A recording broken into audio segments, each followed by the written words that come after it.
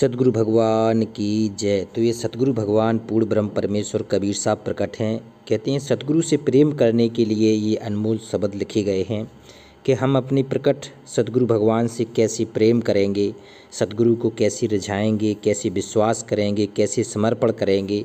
तो ये शब्द बहुत ही अनमोल हैं, ये अनमोल है सतगुरु। तो आज का ये शब्द बहुत ही ज़्यादा महत्वपूर्ण है। कहते हैं सतगुरु साह संत सौदागर, सतगुरु साह संत सौदागर। ये साह है, शहंशाह है, और शहंशाह जब प्रकट होकर आता है तो यहाँ सौदा करने आता है।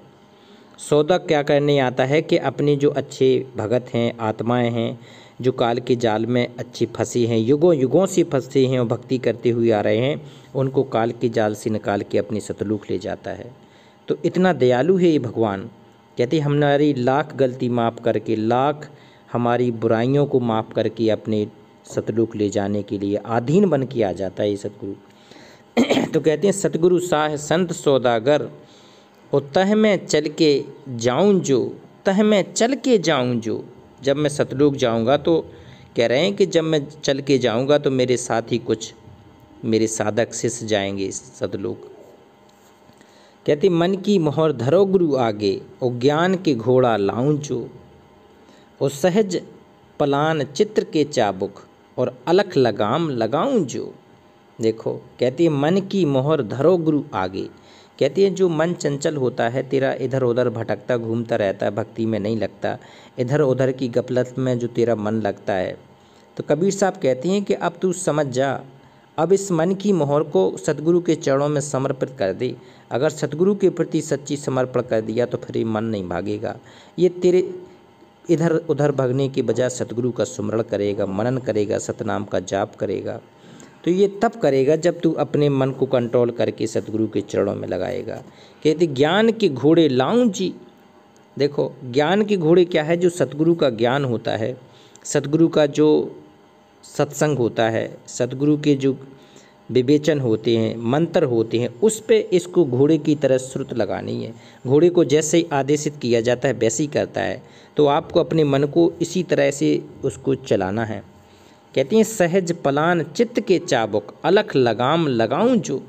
देखो यहाँ परमात्मा ने तुलना कर दी है सतगुरु भगवान ने कि जो चाबुक होता है, चाबुक चलाई जाती है, और चाबुक चलाने का मतलब है कि जब चलेगी तो वहीं श्रुत लगेगी। तो कबीर साहब कहती हैं सहज पलान चित्त के चाबुक। आपका ध्यान है ना, वो चाबुक की तरह सहज आपका सतगुरु के प्रति समर्पित होकर लगना चाहिए, सहज रूप से लग जाना चाहिए। सहज पलान चित्र के चाबुक, और अलख लगाम लगाऊं जो। कहते हैं जो ऊपर की यात्रा हैं, जो कहते हैं त्रिकुटी से ऊपर की यात्रा है, अलख लोक की यात्रा है, वहाँ पर जाने के लिए आपको अपना ध्यान लगाना होगा, पूरी तरह से सुमरण करना होगा, मनन करना पड़ेगा, चिंतन करना पड़ेगा, मंत्र सतनाम का जाप करना पड़ेगा आपको। कहते हैं विवेक विचार भरे तिर तरकस, और सुरत कमान चढ़ाऊं जी, और धीर गंभीर खड़ग लिए मलमल, और माया के कोट ढाऊं जी। देखो कहते हैं विवेक विचार मरे तिर तरकस। विवेक होता है, जैसे विवेक होना, विवेक आपका होना जरूरी है। अगर कोई सच्चा शिष्य भगत है तो उसमें पारखी होता है, समझ जाता है कि हमारे लिए क्या आदेश है क्या नहीं है, किसी की बातों में गुमराह नहीं हो सकता विवेकी भगत। तो कहते हैं विवेक विचार करे तिर तरकस। तिर तरकस होता है अपने अंदर के तरकस में विवेक कर ले, अपनी आत्मा के झनकार को तुरंत समझ ले कि सतगुरु भगवान का आदेश है कि नहीं है। तो विवेक विचार करे तिर तरकस, श्रुत कमान चढ़ाऊं जी। फिर कबीर साहब कह रहे थे अपनी श्रुत को मंत्र पे टिका दे। कहते हैं एक डाल में दो पक्षी बैठे, और एक गुरु एक चेला रे, कहें कबीर सुनो भाई साधु। कहते हैं श्रुत गुरु मन चेला रे, तो श्रुत पे चेला को टिकाना पड़ेगा। मतलब कहने का है कि श्रुत में सतगुरु के मंत्र में आपको अपनी श्रुत लगानी पड़ेगी। कहते धीर गंभीर खड़ग लिए दलमल, और माया के कोठ ढाऊं जी। कहते हैं ऐसी सतनाम की ऐसी खड़ग लगा दे, ऐसी कहते हैं तलवार चला दे जिससे माया के खोट ढाऊं ने, जो माया ने रजगुण सतगुण और तमगुण का जो आवरण चढ़ा रखा है, कहते हैं माया ने जो तीनों गुणों का आवरण हमारे ऊपर चढ़ा रखा है वो सहज में ख़त्म हो जाए। कहते हैं जब ये सहज में समाप्त हो जाएगा तब ये आत्मा ऊपर उठ पाएगी। कहते हैं काम, क्रोध, लोभ, मोह, अहंकार, ये 5 ऐसी चीज़ें हैं कि जी हटती नहीं है बिना, जब ये माया का आवरण हटेगा तो ये बिल्कुल कमज़ोर हो जाएंगे। कहते हैं रिपु के दल में सहज ही रौंदो और आनंद तलब बजाऊं जो, कहे कबीर मेरे सिर पर साहिब ताको शीस नवाऊं जी। आह, रिपु को दल में सहज ही रौंदो। रिपु होता है दलदल, दलदल में जो कमल खिलता है ना, रिपु के दल में सहज ही रौंदो, कहते अपने आप ऊपर खिल जाता है। और आनंद तलब बजाऊं में, तब वो प्रेम आनंद तय, कहते प्रेम का आनंद होता है, उस सहज भाव खुशबू पैदा करता है। कहे कबीर मेरे सिर पर साहिब और ताको शीस नवाऊं जी। कबीर साहब कह रहे हैं कि हमारे सिर पर तो मेरा सच्चा सतगुरु साहिब रहता है, और जिसके सिर पर उसका सतगुरु सच्चा साहिब रहता है उसको शीस नवाऊं मैं, उस पूरे सतगुरु को शीस नवाऊं मैं। तो ये सतगुरु भगवान ही भगवान है, दूसरा कोई नहीं है। एक और देखते हैं, कहते हैं सुन सतगुरु की बानी। कहते हैं सुन सतगुरु को बानी जो, सतगुरु के शब्द सुनो, बिना सतगुरु के शब्द के कोई, कहते हैं पार नहीं हो सकता है। ताह चीन हम भय बैरागी और परहर कुल की कहानी लो।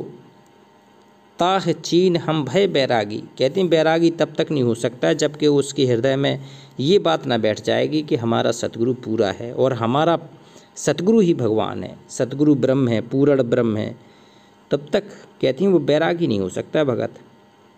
ताही चीन हम भय बैरागी और परहर कुल की कहानी लो, और जब हम बहु तक दिन लो अटके और सुन सुन बात बरानी लो। कहती हैं जब तक हम बहुत युगों से भटकते हुए आ रहे हैं, इस काल के लोग में लटक के रह गए, कोई भी चांस नहीं है हमारा जाने का, तब सतगुरु ने ही हमारी सुध ली कि बेटा तुझे सतलोक चलना है, सुन बात बरानी लो। अब कुछ समझ पड़ी अंतर्गत और आदि कथा पर मानी लो, और मनमति गई प्रकट भई समगति और रमता से रुचि मानी लो। और लालच लोभ मोह ममता की मिट गई ऐंचा तानी लो। कहते हैं जब ये प्रकट होकर सतगुरु आपको मिल जाएगा तो आपके अंतर मन में, कहते हैं अंतर मन और कथा, जी अंतर मन में ये साध संगति, संत की वाणी और सत्संग ऐसी समा जाएगी आपके हृदय में कि सतगुरु के अलावा दूसरी चीज़ आपको दिखेगी नहीं। सतगुरु के अलावा आपका प्रेम किसी से रह नहीं जाएगा, सतगुरु के अलावा कोई भगवान ढूंढे कहीं नहीं मिलेगा, तब समझ लेना कि सही भगत और शिष्य बन गए हो। तो मनमति भई प्रकट समगति और रमता से रुचि मानी लो, और लालच लोभ मोह ममता की, ये सारी बेड़ियाँ आपकी ख़त्म हो जाएंगी। लालच खत्म हो जाएगा, लोभ खत्म, मोह ममता की, और मिट गई ऐंचा तानी। इस कहते हैं मृत मंडल में सारी ऐंचा तानी उसी दिन ख़त्म हो जाएगी जिस दिन ये पूरा सतगुरु आपको मिल जाएगा। कहते हैं चंचल में तन निश्चल कीना और सुरत निरत ठहरानी लो, और कहे कबीर दया सतगुरु ते लखी अटल राजधानी हो। देखो आ गया, चंचल में मन निश्चल कीना। कहती हैं जो तेरा चंचल मन इधर उधर भटकता है ना, अब जब सतगुरु मिल गया है, पूरा सतगुरु मिल गया है, भगवान मिल गया है, तो कहते हैं भगवान को अपनी सुरत निरत ठहरानी लो, अपनी भगवान को अपनी सुरत निरत बना लो।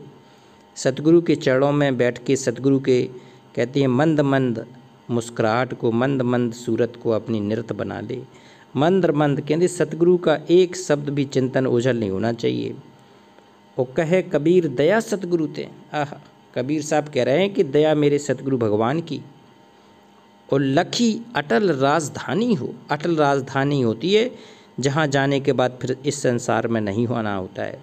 कहते हैं उस शाश्वत स्थान में जाने के बाद प्राणी इस मित्र मंडल में कभी नहीं आता, ना उसका जन्म होता है, ना मरण होता है, ना गर्भावस्था के उसको कोई कष्ट उठाने पड़ते हैं। तो कबीर साहब कहते हैं कि ऐसा सतगुरु अगर आपको मिल जाए, कहे कबीर दया सतगुरु की, ये पूर्ण ब्रह्म परमेश्वर की दया है, जिसकी कृपा से, जिसकी मर्जी से लखी अटल राजधानी हो। मैंने अटल राजधानी सतलोक को प्राप्त किया। तो ये अटल राजधानी में चलने के लिए, ले जाने के लिए पूर्ण भगवान प्रकट है सतगुरु रूप में। कहते हैं हृदय कमल में सतगुरु का मंद मंद मुस्कुराहट आपको दिखनी चाहिए। आपका चेहरा, सतगुरु का चेहरा आपके हृदय कमल में मुस्कुराता दिखना चाहिए। तभी समझ लेना कि आप भगत हो, शिष्य हो, साधक हो और सतलोक के जाने के अधिकारी हो। तो ये पूर्ण ब्रह्म परमेश्वर सतकबीर आज प्रकट है, उसकी जयकारा लगाते हैं। पूर्ण ब्रह्म परमेश्वर अविनाशी राम, बंदी छोड़ कबीर भगवान की जय।